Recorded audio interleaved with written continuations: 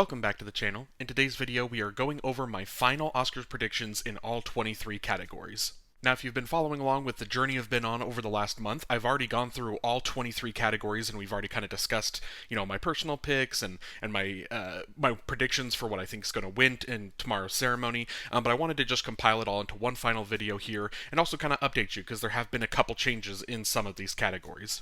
And again, because there are further in-depth videos in every single category, hopefully I'm not going to spend too much time talking about all of the nominees in every single category here. Just going to talk about some of the contenders. But if you are interested in hearing my full thoughts on each individual category, all 23 categories, there's 21 videos because I put all the shorts in one video, but there's 21 videos in a playlist that if you can go check out on my channel where you can see my full thoughts on all of those. But in this video, we are just going to be talking about kind of the front runners in each category. So without further ado, let's take a look at the categories. The first category is Best Picture, and in my category breakdown series, I had Anora as my predicted winner, and I still have Anora as my predicted winner. Now, somewhere on the screen, either kind of over here or down below, I'm not sure exactly how I'm editing this video yet, but you'll see kind of my predictions in order of from most likely to least likely to win, and it really is Anora at this point. It's been kind of the front runner. It hasn't shown that it's the strongest front runner, so I'm not going to be shocked if something's able to upset it or kind of pull off a crazy win. But ultimately, it's one of those that I do feel the most comfortable with, just sticking with Anora. It has the PGA, DGA, WGA, Critics' Choice. Conclave is the other one that with the BAFTA and SAG. That combo is intriguing. It's something that makes it for a good number two and something that could possibly win. And if it's between those two, I would be rooting for Conclave over Anora. Not that I don't like Anora, it's just I really love Conclave. There's also The Brutalist and Amelia Perez, both have a Golden Globe each, but I think that was that feels like a lifetime ago because that was the Golden Globes was before everything kind of got delayed and pushed back due to the fires in California. So it feels like that was a lifetime ago. the Golden Globes were, but ultimately, yeah, I would be shocked at this point if I guess I shouldn't say I wouldn't be shocked if Anora doesn't win, but I'm not like the most assured on it. Something could happen. I don't have the guts to predict it. And you're gonna see in a lot of these upcoming categories. Obviously, normally whatever wins Best Picture, you think I'm gonna be predicting it in so many other categories. You're gonna see that in pretty much every other category that Anora is competitive in, it's like 50-50 whether it's gonna win or not. And so you're gonna see there are a couple categories where I'm gonna kind of shade Anora a little bit because I don't think you can be 50-50 in 5 different categories and win all 5. So that's kind of my thought process with Anora. But I do somehow still feel most confident in Best Picture being its most secure win. I think partially due to that PGA being the other preferential ballot that Anora also has. So that's what we're going with. We're going with Anora. What I also want to do in all of these is I've got a couple other things kind of prepared. First thing, I just want to let you know what my personal pick in the category would be. So my personal pick for Best Picture would be The Substance. If you've seen the channel, you know that it's my favorite of the Best Picture nominees. So that would be my vote. If I had a vote, I would vote for The Substance. And then I also just want to give you, because you're going to notice a trend that comes up for at least the next 20 categories of what is currently the favorite on Awards Expert and what is currently the favorite on Gold Derby. Because I do think that if you're watching this video trying to get information or trying to solidify your nominations, maybe you have an Oscar pool that you're joining or something and you're watching a bunch of YouTubers and you're trying to see what everyone thinks, I think it's important information to kind of know what the consensus, these groups of everyone on Awards Expert app, which is, if you watch the Oscar Expert with Brother Bro, it's Brother Bro's app that he does. And I think that's my favorite of the kind of Oscar prediction apps. Gold Derby has kind of been the standard, kind of been the main app for a while. And so it's still relevant. I still look at it and make some information from there, but I think it's important if you want to have both of those. So Awards Expert, they're currently leaning Anora. Gold Derby is leaning Anora. And then the last thing I want to talk about in each one is I want to give you my confidence level, how confident I am in my prediction. For Best Picture, going with Anora, I'm like 75% confident. I'm not completely sold on it. I'm definitely leaving room for some upset, something crazy to happen. because I also think that tomorrow's Oscar ceremony has the potential to be one of the craziest Oscars ever, and it feels weird that there's so many categories that I think we're all kind of like locked in, like everyone is kind of thinking the same way, and so I feel like we're ripe for some upsets. And if some upsets happen, I think it's going to be the Anora categories potentially, because we're predicting Anora to win more awards at the Oscars than it's won at any other precursor, and so it's one of those things where I think that is the film that could be on upset alert in a lot of categories. So leaving the door open a little bit in Best Picture. The next category is Best Director, and in my category breakdown series, I predicted Sean Baker, and I'm still predicting Sean Baker. Now, Director is one of those categories that I think it's a two-horse race, and I think it's been a two-horse race the entire time between Sean Baker and Brady Corbet, and it feels weird that Sean Baker is the one that if you're predicting him, you're predicting him solely based off of just like the DGA is kind of like the big precursor that he has. Brady Corbet is the one that has the BAFTA and the Globe, so it's got two of the other kind of televised director precursor wins, and then obviously I'm drawing a blank on his name. John M. Chu for Wicked won the Critics' Choice. So I think if you're going with Sean Baker, it's because you have so much faith in the DGA. And so this is another one of those categories because I talk about every single category that Anora is the front runner. It really is a 50-50 toss-up, and I think this is about as 50-50 as it gets between Sean Baker and Brady Corbet. Like, I would not be shocked either way on how this goes. I will say that if come tomorrow, if Brady Corbet does pull off, I don't even know if you can call it the upset, because I don't know if we have enough information between the two here to say which is stronger, a BAFTA Golden Globe package or just a solo DGA package. It's I don't know which historically. I'm not, again, this is what you tune into the Oscar expert for, not me. I'm not so well versed in all of this, and so I don't know what those packages, if you compare those two, how those come into play. I think I'm currently leaning Sean Baker, but like I was saying, all of the Anora nominations, this is where it is, where it's like if something is going to upset it, or if it's going to lose a couple of these categories, I have a hard time seeing. It would be crazy if it did, but I don't see Anora repeating its Critics' Choice night where it loses everything and then wins Best Picture. So I think it has to get some things along the way, and so I'm going to give it Best Director. I think that's one of those that I feel confident with, like director and another category being enough to also equal a Best Picture win. So that's currently where I'm leaning. My personal pick in the category would be Coralie Farjah, who unfortunately doesn't have a chance at winning.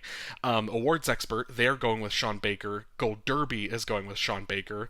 And then my confidence in this category is like 60%. Like I said, I think it's pretty 50-50, but I'm giving like an extra 10% confidence on the Sean Baker side, solely like I was saying, because if I'm predicting it to win picture, I kind of need it to win a couple of the other categories that's 50-50 in, and director is maybe the category that I feel kind of most confident in giving it that as well. The next category is Best Actress. In my category breakdown video, I predicted Mikey Madison. I am now predicting Demi Moore. And I talked about this in that video where I kind of was just going with Mikey Madison at the time because I wanted it to not feel like I wanted everyone to, because at that point when I did that video, it was like a consensus of like everyone was like all in on Demi. It was going to be Demi. And now it's gotten to the point that I've watched a couple other, YouTubers that I watch, and I've seen their videos and see the way that they go, specifically the Oscar expert and Brother Bro. They're both predicting Mikey Madison. So I do think that there are kind of enough voices still on the Mikey Madison side to mean I think hopefully everyone, if you're watching these videos, you understand that this isn't a done deal.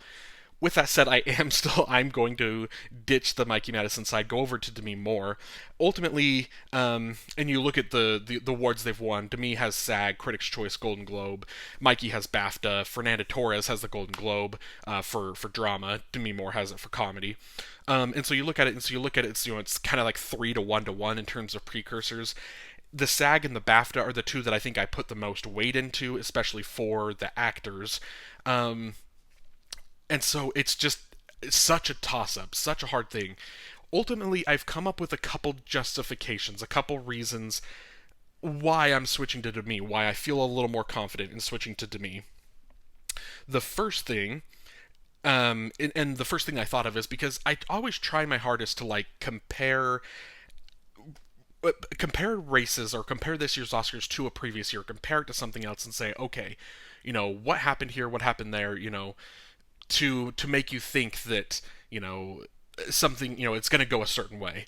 And so instantly you look at this Best Actress race and you compare it to, let's say, last year's Best Actress race, where we look at it and we say Emma Stone won BAFTA and Lily Gladstone won SAG. And so, you go into Oscar night and it's a little 50-50 toss-up and you're thinking, who's it going to be? And it's like, okay, they go with the BAFTA winner. And so that was initially one of my first thoughts where I thought, okay, in case of tiebreakers, I'll always lean towards BAFTA, right? Maybe that's part of the thinking. But then the more I think about this, I don't know if this is. I mean, it kind of is similar because Lily Gladstone did have a good narrative for her winning, but I don't think she was as much narrative driven as it was still performance driven. And that's also not to say that, Demi Moore or any other actress that is, or actor is, got the narrative behind them isn't also delivering a good performance, because they are. But, I think that kind of becomes an extra factor in terms of voting for them, is if they do have that narrative. And so then I tried to find what is a good comparison I could make from this, compare it to another awards race that is a little bit more narrative based. And ultimately, the thing that kind of felt the most right to me was this felt very similar to Brendan Fraser versus Austin Butler, where Demi Moore is the Brendan Fraser kind of comeback narrative, and not even really as much a comeback, but just kind of like the first time that they've been nominated. It's been an actor that a lot of people clearly love, and they feel so good about voting for them. And then you've got Mikey Madison and Austin Butler, who are kind of the young, upcoming stars. And I do think that there is, apologies, I should have written your name down. There was someone in one of my comments on one of the videos, probably the Best Actress video, that they made that exact comment of saying they think that they'll go with Demi because of the idea of Mikey or Austin in this example.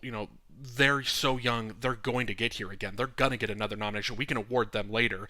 This may be the last chance we have to give Demi Moore an Oscar. And so I do think that kind of factors into a little bit. And so ultimately, I just kind of feel like this race feels the most similar to Brendan Fraser prevailing over Austin Butler. Same thing, Fraser got the SAG like Demi, Butler got the BAFTA like Mikey. And so it feels the most like that race to me.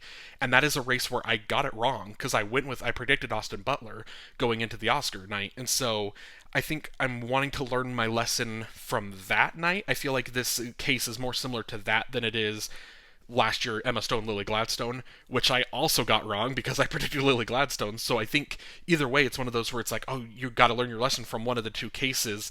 I think this is closer to Fraser v. Butler than it is Stone v. Gladstone last year. Also, that is a good thing to just kind of point out in case you're taking me too serious. I am wrong a ton on the acting categories. I get a lot of categories. I'm pretty good in a lot of categories. I'm awful historically at predicting the acting categories. I'm bad. But another thought that I had, again, also just a heads up, this actress is going to be the longest section by far in the video because this is where I have the most thoughts. The other factor of why I'm switching to Demi Moore was I looked at it and I realized that if SAG or BAFTA were going to go 4 for 4 in their predictions this year, that means the other one is only going 2 for 4. And I don't think it is very often that they go 2 for 4. I did take a quick little look back. And I didn't have to go too far. SAG went 2 for 4 in 2021, and in that year, it's because they went with both Viola Davis and Chadwick Boseman for Ma Rainey's Black Bottom, as opposed to Frances McDormand and Anthony Hopkins that year. So that's the year that SAG went 2 for 4.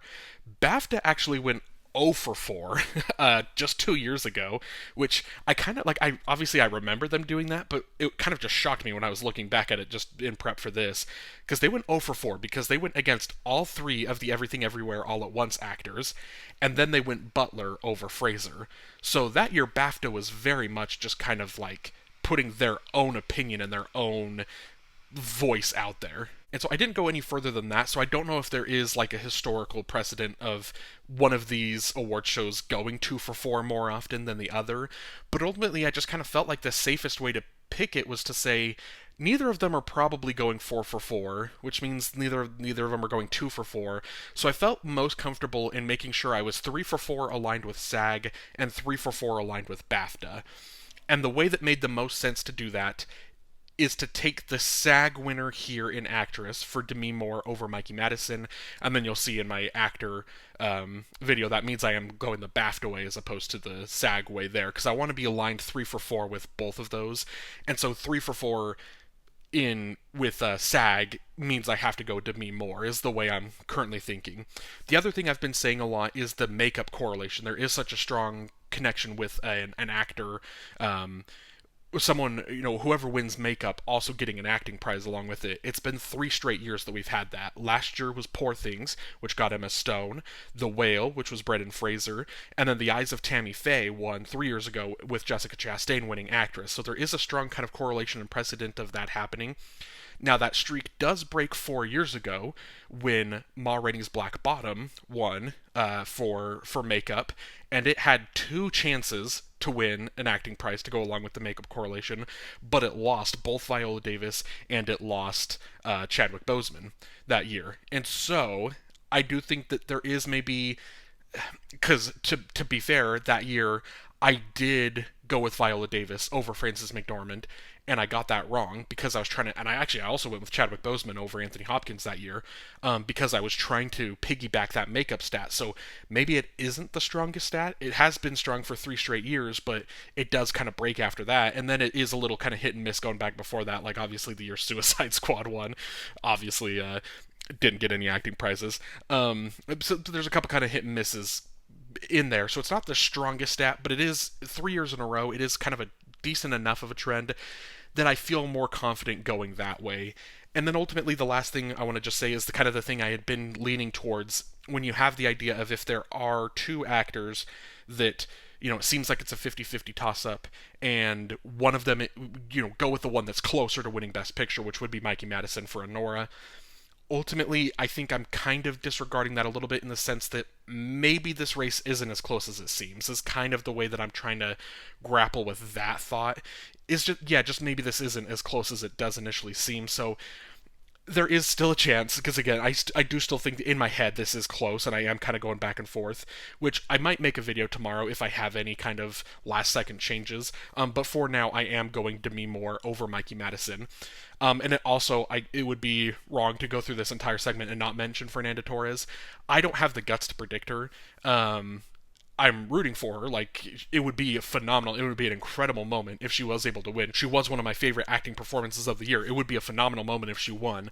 But I think what would make it so phenomenal is because I don't think she has that great of a shot at winning. So if it does happen, it will just be incredible, like an amazing moment.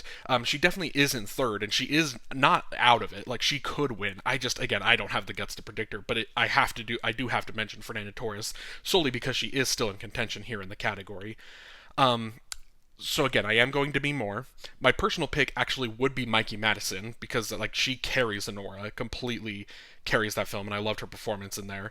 Awards expert is also going to be more. Gold Derby also going to me more, and my confidence in this category is a straight up 0%. Like I said, I am awful at predicting the acting categories, so there's one category every year I'm bound to get one wrong, and this is the one I'm most likely to get wrong, so I'm not confident at all. Don't take my opinions too seriously in this category. Next category is Best Actor. In my category breakdown series, I predicted Adrien Brody, and I'm still predicting Adrien Brody. And this is where, like I said, in order to go 3 for 4 with SAG, I picked Demi over Timothy. I think it's more likely that Demi wins and Timothy loses.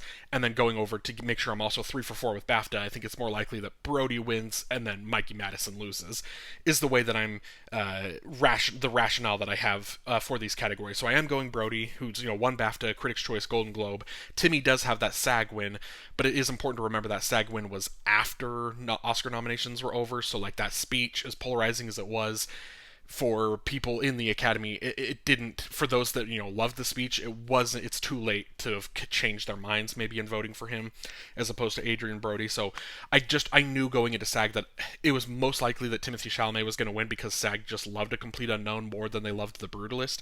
And I knew going in that even if Timothée Chalamet won, I wasn't going to let it sway my confidence in this category. So yeah, we are still going with Adrien Brody.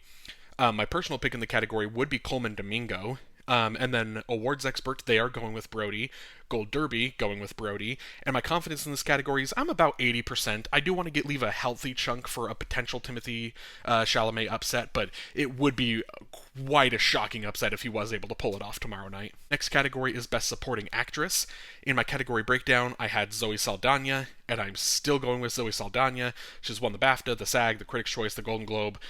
End of discussion. There's nothing more we really need to talk about here. The one thing I will just say is because of the controversy with Amelia Perez, I think that's where a lot of people were like hoping that, there's a lot of people that were hoping Amelia Perez would go 0 for 13, and so there's people that were just kind of hoping that something could predict or upset Zoe Saldana here, but it hasn't happened, and it's just not going to happen. My personal pick in the category would be Ariana Grande. And then awards expert and Gold Derby are both going with Zoe Saldana. And my confidence in this category, I'm going to put it at 99%. It should be 100, but I'm just going to leave 1% for that absolute insane scenario where Amelia Perez does go 0 for 13 due to the controversies, but again, the controversies aren't affecting Saldana, so she's gonna win. Next category is Best Supporting Actor. In my category breakdown, I went with Kieran Culkin, and I'm still going with Kieran Culkin. This is essentially the exact same thing as Zoe Saldana. He's got BAFTA, SAG, Critics' Choice, Golden Globe.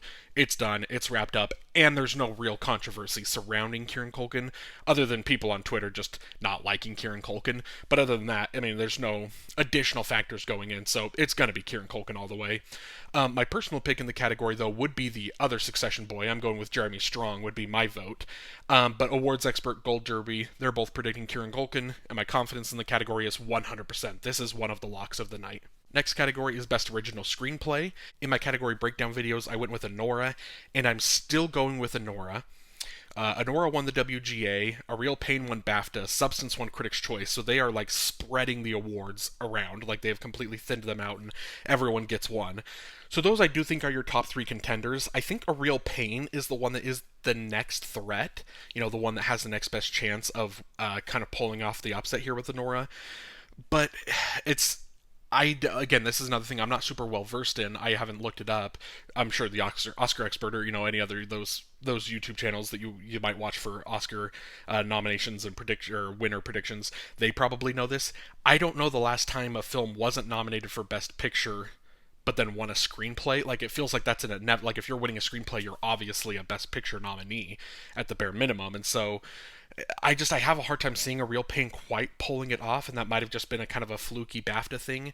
But I feel like it's another thing. I don't think it's weird to have categories that you think, oh, that's a fluky BAFTA thing.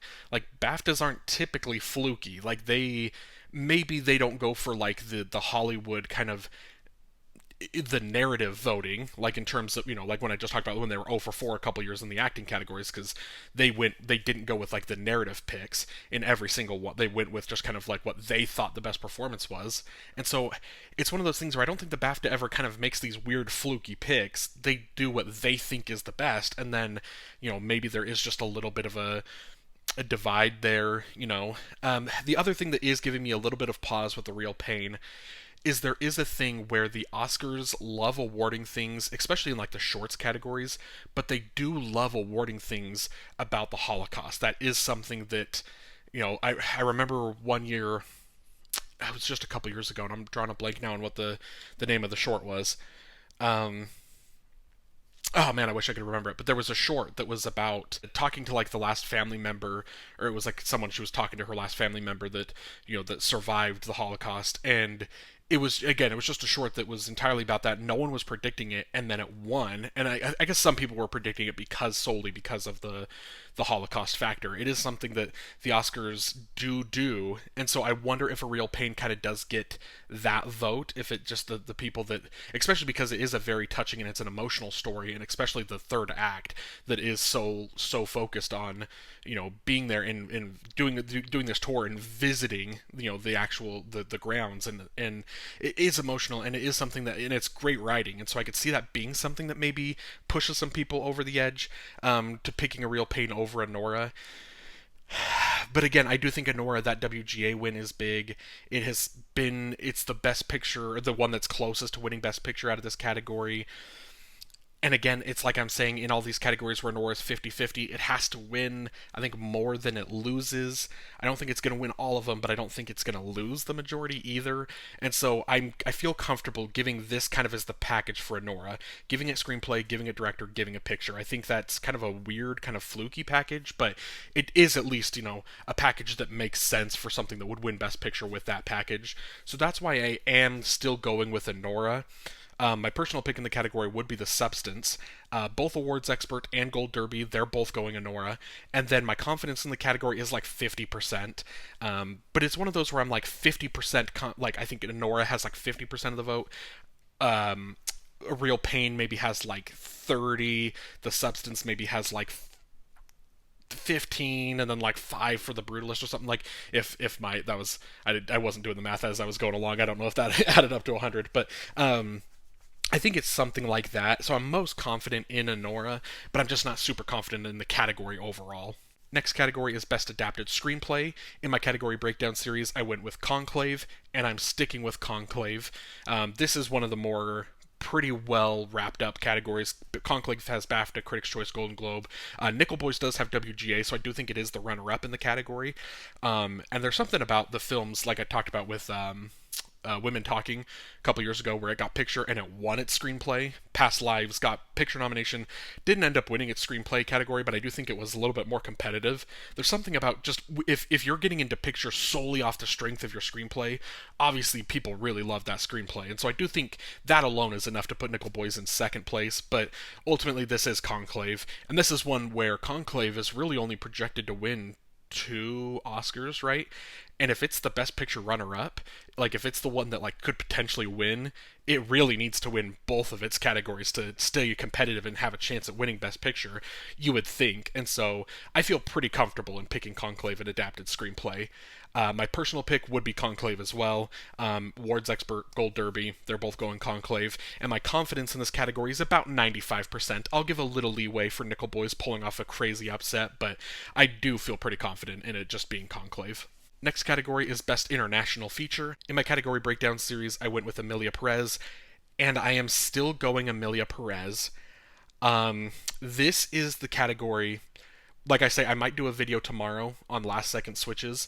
This is the category I've been wrestling with, and I cannot, like, for the life of me, I cannot pull the trigger and switch to I'm Still Here, even though I'm now learning everyone else has. It does seem like something is happening. At first, when I thought it was just a couple people going out on a limb, I thought it was people just kind of do it like a hope diction. I thought people were just being like, this is what I want to win and I'm going to will it into existence.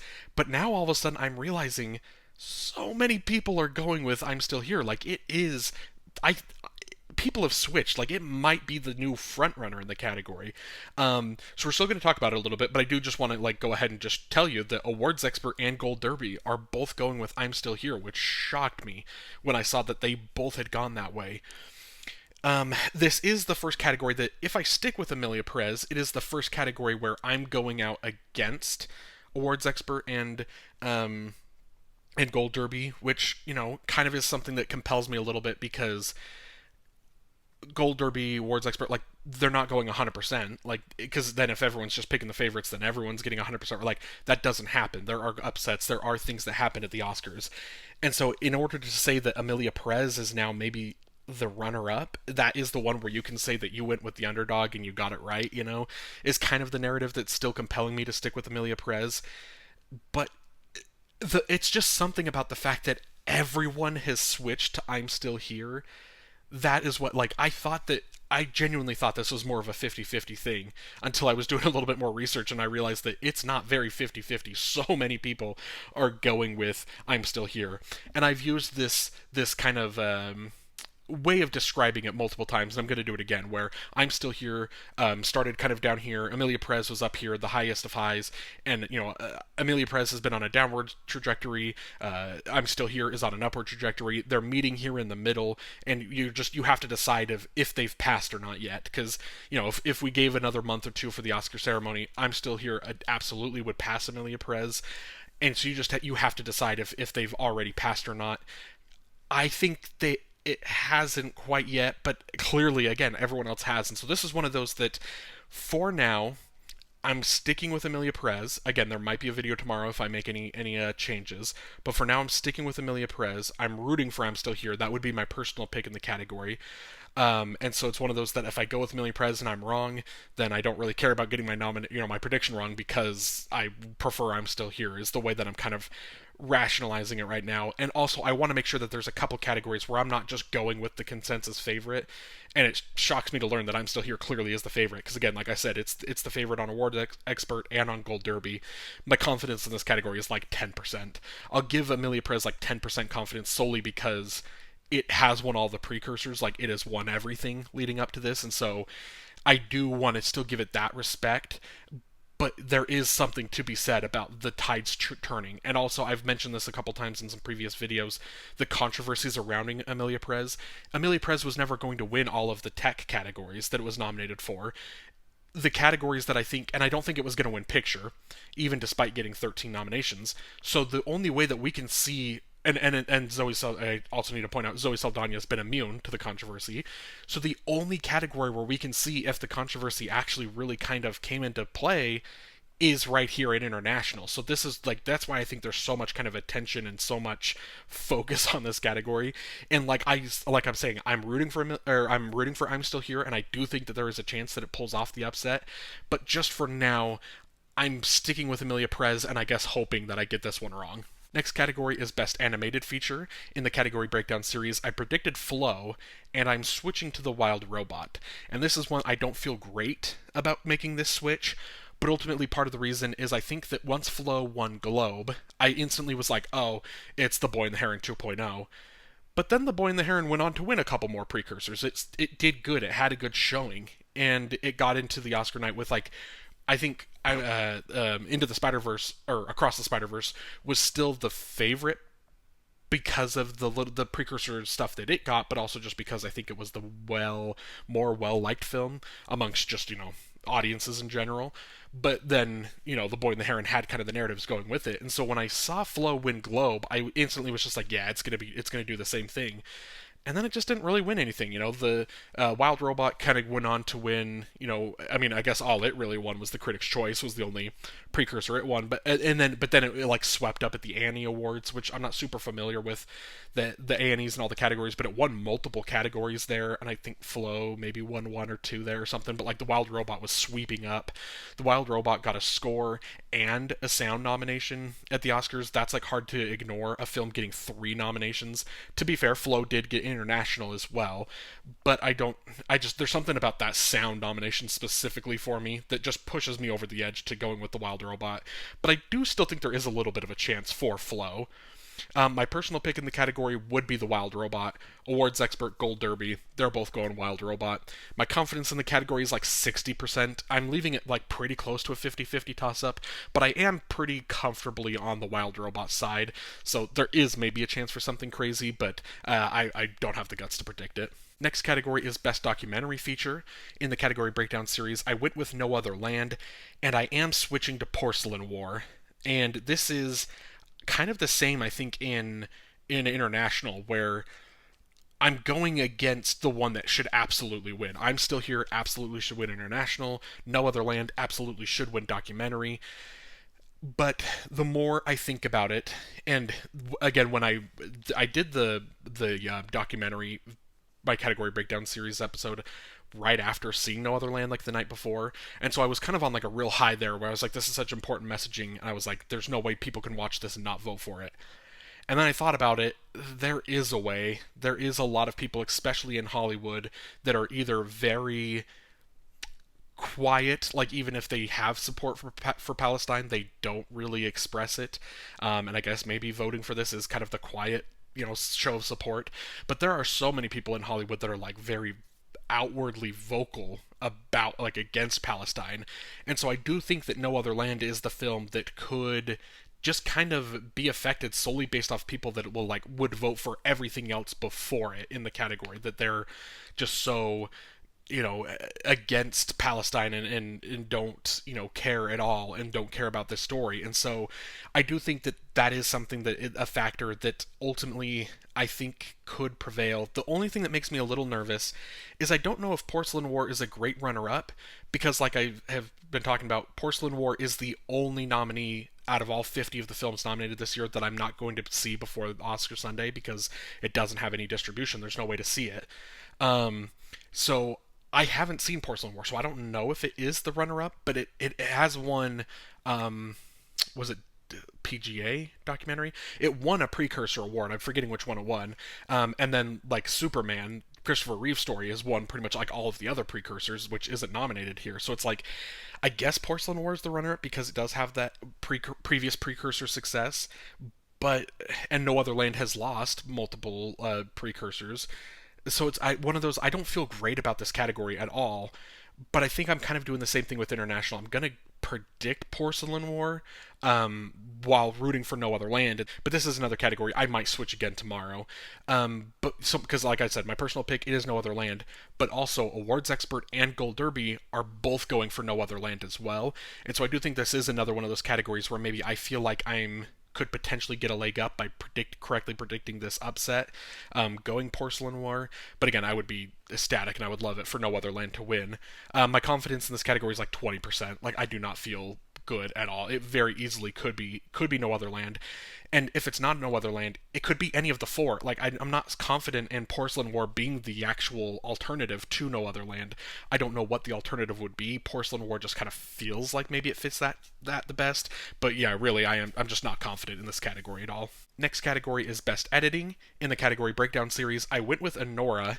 I am switching to Conclave. Conclave has come through with winning pretty much all of the precursors. It has kind of taken over. It has become the front runner in the category, and I do think it is a great winner. It's a worthy winner. Conclave is one of my favorite films of the year. It's my second favorite in the Best Picture lineup, and so much of that is due to stuff like the score and the editing, like the pacing of the film, the way it's cut together. It is very tightly edited, and I really do love the editing in Conclave. I will say though that, like I said, I prefer Conclave over Anora. I still think I would vote for Anora in terms of editing. I really love so much of the comedic editing that Anora does in the first half, where it uses a quick cut to something as like a good joke, and it works so well so many times. And then the whole Greatest Day montage, the way that that's all edited together, edited with the music, like that whole sequence is so good that I think I would personally still predict or vote for Anora in editing, but I do think it's going to be Conclave. Awards Expert, Gold Derby, they're both going Conclave. In terms of my confidence in this category, I would say I'm like 75-ish. I would say I'm like 80% confident actually. Like Conclave has won enough of the precursors that I should be pretty confident in the category. Next category is Best Cinematography. In my category Breakdown Series, I predicted The Brutalist. I am sticking with The Brutalist. This is one that when your marketing and when your poster and your trailer for your film proudly boasts shot in VistaVision, when it is bragging about the specific cameras that you used to film or to make your film, that is something that I think is going to instantly give you a boost in the cinematography. A, because it's like you're so proud of your cinematography, but also B, because when you are using like a VistaVision or a specific type of camera, it makes the film look really good, and The Brutalist does look phenomenal. And even like the first opening the opening scene of the film, essentially, as Felicity Jones is reading her letter, just that whole kind of montage, like as it's all cut together and edited through that like montage through her letter. That entire thing is just shot so beautifully. You get the iconic Statue of Liberty upside down shot, things like that within the first couple minutes of The Brutalist, you're blown away by the cinematography, and I think that was enough to just instantly kind of already get it that win. So I feel fairly confident in the Brutalist winning. I will say that you see I've got Maria. I've moved it all the way up to third. I originally had it in fifth, but Ed Lockman winning at like the ACE, the cinematographers awards, winning there is like very impressive and something that gives me a little bit of pause. Plus Nosferatu, I think, won a couple precursors as well along the way.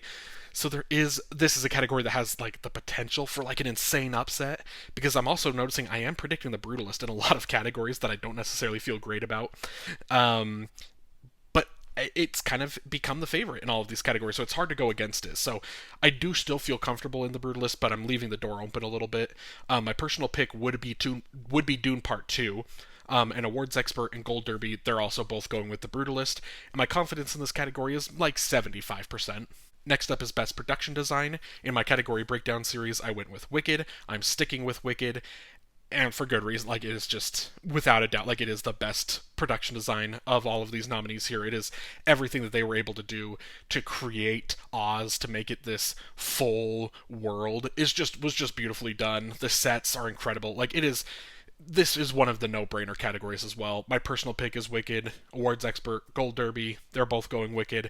My confidence in this category is like 99%. I'm leaving like a 1% chance for Dune or maybe The Brutalist to kind of pull off some crazy upset, but if I feel pretty confident in Wicked securing this category. And the next category is Best Costume Design. In my category breakdown series, I went with Wicked. I am sticking with Wicked. This is back-to-back. These are the two that initially, I think Wicked was like in contention in a lot of different categories. I think it's kind of settled into just getting these two. It seems like it's kind of losing everything else that it's nominated for, but these are the two that Wicked has like locked up. Like, it is locked these categories. Out of everything here, like, this is by far the best and the most impressive costume design. I do love the costumes in like Nosferatu and Conclave as well, but Wicked specifically, just because of due to the sheer number of costumes and the creativity in all of them. Like, it is impressive, and it's gonna win costume design. Wicked would be my personal pick. Awards Expert, Gold Derby, they're both going Wicked. My confidence in the category is like 90%. I'm not as locked up as I am on production design for Wicked, but like, it's going to be Wicked. I'm still pretty confident in that. Next category is Best Makeup and Hairstyling. In my category breakdown series, I went with The Substance. I am sticking with The Substance. This is the I'll say this is the second most locked category of the night. I think Kieran Culkin is the most locked. The Substance and Makeup and Hairstyling, if you've seen the film, you know this is a lock out of everything here. Like, it is a done deal. It is locked. My personal pick, The Substance. Awards Expert, Gold Derby, they're going with The Substance, and my confidence is 100%. Next category is Best Visual Effects. In my category breakdown series, I went with Dune Part 2, and I'm sticking with Dune Part 2. This is one of those where I think it's pretty easy to just say which film that's in the Best Picture lineup that's nominated here. I mean, if there's only one, you feel pretty confident in kind of just picking that one. But if there's two, like this year, Dune Part 2 or Wicked, just debate between those two which one had the better visual effects, I would say, is kind of the easiest way to do it, and it's going to be Dune. It's won a lot of the precursors along the way. I feel pretty confident in Dune Part 2 winning here.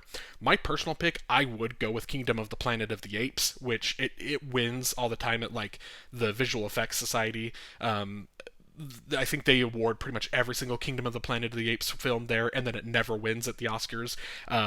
But I guess I'm in line with them. I would personally vote for it, but it's not going to come through. It's going to be Dune.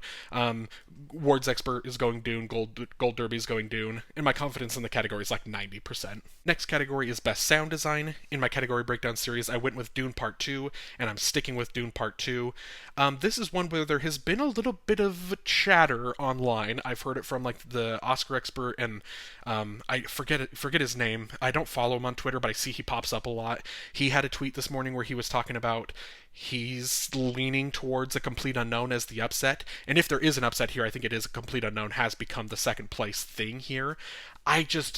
I think I'm more comfortable in still sticking with Dune. I would just be shocked if Dune doesn't win at least 2 Oscars, and these are the only 2 categories it has a shot in. If it becomes just a one Oscar winner film, like, that just feels wrong for Dune Part 2. So I still feel pretty comfortable in picking Dune Part 2 for sound, but I do know there are some people that are kind of either jumping ship or they are leaning towards maybe leaving for A Complete Unknown. I'm not quite there with everyone yet. My personal pick in the category would be Dune Part 2. Awards Expert, Gold Derby, they're both going with Dune Part 2, and my confidence in this category is like 80%. Next category is Best Original Score. In my category breakdown series, I predicted The Brutalist, and I'm sticking with The Brutalist. This is one of those that, look, we talked about with cinematography for The Brutalist was one within the first opening scene, the first 15 minutes. The score is one within like the first 3 minutes, because it's the shot. It is as soon as you see that, the Statue of Liberty upside down, the iconic, it's already like an iconic, the score from The Brutalist. Like, if you've seen the trailers, it is the score that they are putting in the trailer, but that score kicks in right as soon as he sees the Statue of Liberty upside down. Like, it's such a beautiful and majestic moment, and such a great use of the score. The way that kicks in, it's just immediately gets you to where, like, it would be so hard to predict anything but or to vote for anything but the Brutalist, I think, for a lot of voters. So I feel pretty confident in the Brutalist winning. My personal pick, I would go with Conclave. This is one of those categories because of how much I love Conclave, and the score was a big aspect of why. Just such a the way that that score just kind of kicks in and is so suspenseful and intense. Like, it is just beautiful. I love the score there for Conclave, but even though it's my pick, I don't think it has really any shot at winning. Awards Expert, Gold Derby, they're both going with the Brutalist, and my confidence in this category is like 95%. Next category is Original Song. In my category breakdown series, I predicted El Mal, and I'm sticking with El Mal. This is one I have noticed a couple people. I think it was Luke Harefield that follow here on YouTube and follow him on the Awards Expert app. I think it was as I was signing on to like get all my stuff kind of all situated and typed out here. I think I noticed he switched. I think he's predicting. I want to say he's predicting Never Too Late, if I'm not mistaken. I think is what he switched to, which I see the appeal because Elton John, he wins every time he's nominated. Granted, it's only been I think 2 years, but both times like he gets nominations, he wins. So I see the appeal there. I also see the appeal of going with the Journey from 688, giving Diane Warren an Oscar. I get that appeal. I should have also mentioned. I can't believe I've gotten all the way to the fourth to last category before bringing it up. I've been seeing some of the anonymous ballots, and this is a category where like Diane Warren is pulling away pretty confidently in this category, so I think that's maybe part of why people are ditching El Mal. But I will say that I don't care about anonymous ballots because it's such a small percentage. B, I don't really care because it's the people that proudly are posting their anonymous ballots are the ones that are like contrarians, the ones that are going against the consensus of what everyone else is doing. So usually I don't think you get a whole lot of information by anonymous ballots. C, I don't really care because this year, more so than like any other year, every anonymous ballot has just been people anonymously bragging about how much they hate movies and how much they hate this specific group of movies, and it makes me mad reading all of the anonymous ballots because it's like, why are you an Oscar voter? Like, why do you have that privilege if you hate movies? So I'm not taking anonymous ballots worth anything this year, and specifically like in this category where Diane Warren was so far ahead in those. I just don't think it's a real thing. I'm still pretty confident in picking El Mal. With that said, my personal pick would be The Journey. Not anything necessarily to do with Diane Warren or just feeling like I have to award Diane Warren. It just genuinely is probably my favorite of all the songs. Her is a phenomenal singer, and she does a great job on that song. Like, it's just probably my favorite of these five. So I would vote for The Journey from the 6888. But Awards Expert, they're going with El Mal. Gold Derby, going with El Mal. Confidence in this category is about 80%. The next category is Best Documentary Short. In my category breakdown series, I went with The Only Girl in the Orchestra, and I'm sticking with The Only Girl in the Orchestra. This is one of those that I think it's worth pointing out that, so the day I saw the documentary shorts was a day, it was a week ago. Yeah, it was a week ago today, actually. I went to, there's a theater here locally that plays, the shorts, and then they'll play, this is when I saw No Other Land, a week ago. So that specific day, I started that morning by watching Black Box Diaries. Then I went and I watched all five of these shorts, with three of these five being super depressing, and then I capped off that night by watching No Other Land. So it was a day where I had so much just kind of like very heavy, hard to watch, hard to stomach, like documentaries, essentially was what I was watching all day. And then The Only Girl in the Orchestra comes through. And to be fair, Instruments of a Beating Heart also has the same thing of kind of a little bit more positive, a little bit more emotional, and like makes you feel good. It's about this girl's perseverance. I do think The Only Girl in the Orchestra had a couple factors that ultimately is why I'm predicting it. One, because of that, because especially for me, in a day that I watched 7 films and 5 of them were very hard watches, The Only Girl in the Orchestra makes you feel good, like it's a feel good documentary. B, it's a documentary about like a celebrity, and it has, she has celebrity parents, and so it's people that in the Academy maybe they feel like they want to award her if they have any sort of kind of connection to her. C, it's on Netflix. Like I don't know. I think it's the only one on Netflix. So I think it's more readily available. So I feel pretty confident in going with The Only Girl in the Orchestra.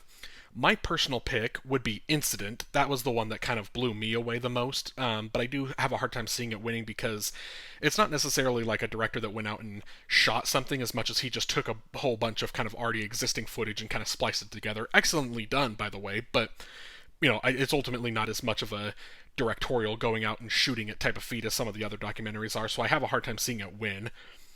Now, you're going to notice that this is the 21st category. The previous 20 categories, Awards Expert and Gold Derby, were aligned step in step the entire way. We finally have some discrepancies. Awards Expert is also predicting The Only Girl in the Orchestra. Gold Derby is predicting I Am Ready, Warden, which I think is the runner-up. I do think that those are the two that you're kind of debating between, and so that is a thing where if you're kind of predicting the one that is maybe the more feel-good, or are you going to be the one that's predicting something, a film about the death penalty, and if you're going to pick a more serious one, maybe that is the serious one that you think is a little bit more likely of, kind of getting the votes. Ultimately, I'm going to stick with The Only Girl in the Orchestra, but it is finally nice to see a little bit of discrepancy between Gold Derby and the Awards Expert app. My confidence in this category is like 50%. I'm never confident in the shorts categories, like, at all, any year. Like, I think, oh, I'm drawing a blank on it. The animated short a couple years ago, something it's too late, I love you, or something, the one about the school shooting. I'm drawing a blank on the name of that is like the last time I've ever felt confident in a shorts category. Like, I just will never feel confident in these, but I am leaning towards The Only Girl in the Orchestra. Next category is Best Animated Short. In my category breakdown series, I predicted Wander to Wonder, and I'm sticking with Wander to Wonder.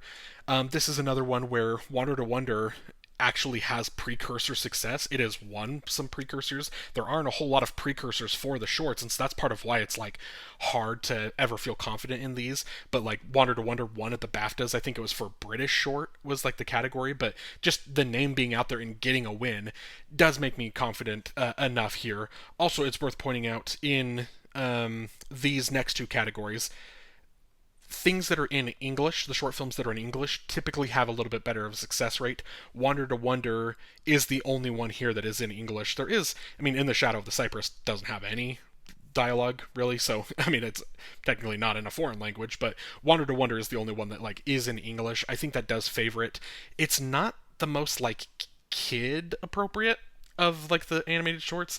I think Yuck is like the alternative. That is, if you think they're going to just go with the kind of the more kid favorite in the animated category, maybe you lean that way. But just the precursor success of Wander to Wonder just makes it hard for me to not predict it. My personal pick would be In the Shadow of the Cypress. Awards Expert is going with Wander to Wonder, and Gold Derby is going with Yuck. So again, we finally are getting some things getting split up here in the short categories between Awards Expert and Gold Derby.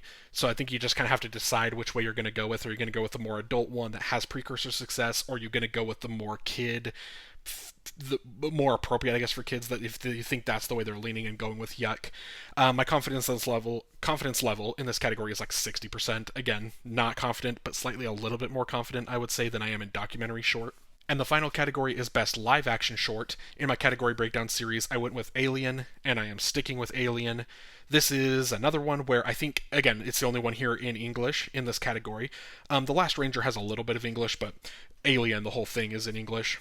And it is the one that, I guess there is important stories being told in at least four of them. One of them is a comedic, like a fun thing. I'm not a robot. It's not necessarily an important message, but of the other four with like messages that it's telling, I think Alien is the most like important to our time, and to like people in Hollywood will watch that, and I think maybe will resonate a little bit more and with the severity of that, the political statement that's kind of being made there in terms of just the cruel immigration process we have in this country. So I do think that is one that I think is going to garner a little bit more of that vote from them. So I feel pretty as confident as I could in a short category in Alien. That is my personal pick. It is what's predicted on Awards Expert.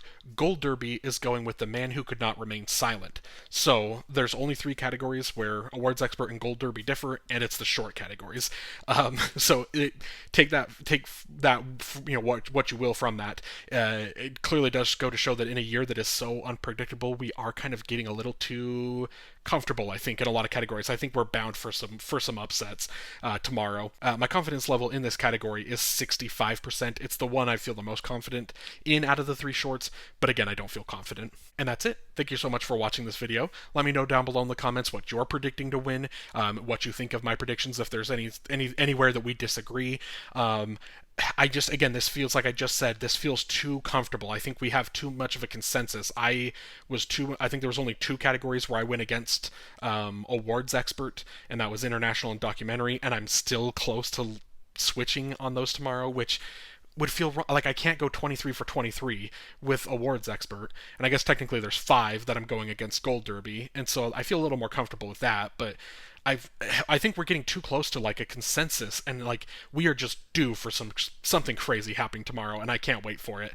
But again, just let me know all of that down below in the comments, and if you would like to like this video and then subscribe to the channel so you don't miss any future videos, like Oscar reactions possibly coming tomorrow, as well as just some other kind of final thoughts regarding this Oscar season. And then once we move past the Oscars, there's going to be so much other content as well. So if you'd like to subscribe so you don't miss any of that, I would greatly appreciate it, and have a great day.